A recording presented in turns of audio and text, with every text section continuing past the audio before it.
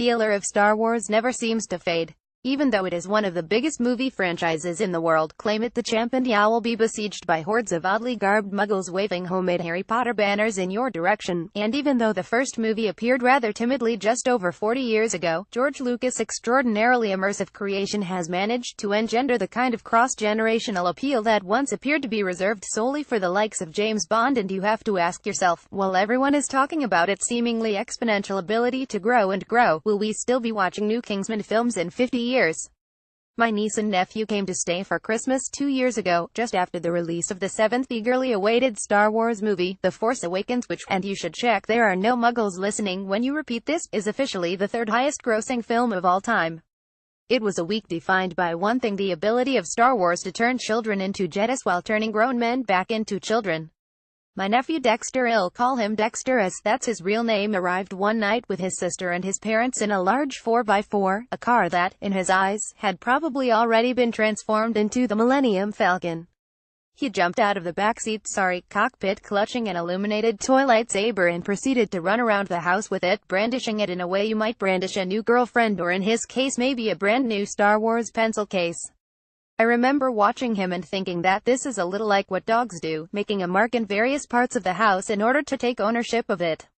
And while I mean no disrespect to my nephew, this is kind of what he did, seeking out the darker corners of our home just to let anyone who might be lurking there know that, yes, it was okay, Dex was here and they no longer had anything to fear.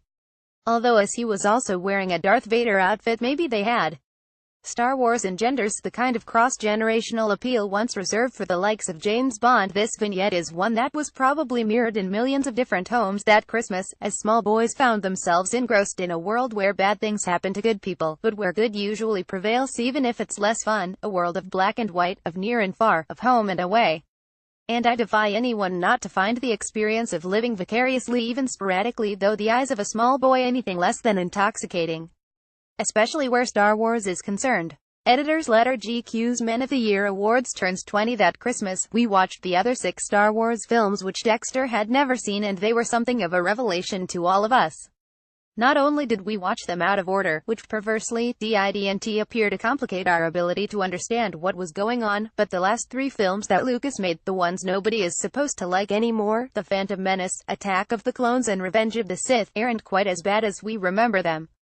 And although it is not immediately apparent why Ewan McGregor seems to recite all his lines as though he were on stage in Stratford-upon-Avon, possibly with a large rolled-up sock tucked into his tights, nor why Lucas ever thought that Jar Jar Binks was anything other than a borderline racist recreation of a character from the early talkies, they managed to hold their own.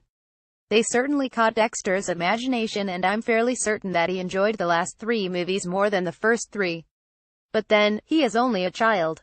Star Wars wouldn't be what it is without a large helping of dark side. My own history with Star Wars is slightly less reverential, and, if I were the kind of man who worried about such things, is this sort of admission that could get me banned from ever being allowed to express a grown-up opinion about the franchise. You see, when the first Star Wars film came out, in the hot summer of 1977, I wasn't particularly interested. No, scratch that, I wasn't interested at all. For me, the summer of '77 was spent bouncing between pubs and clubs in and out of London, trying to catch as many new groups as possible: The Clash, The Jam, Sex Pistols, Generation X, The Damned, Elvis Costello, Ian Dury. Whoever, wherever, whatever.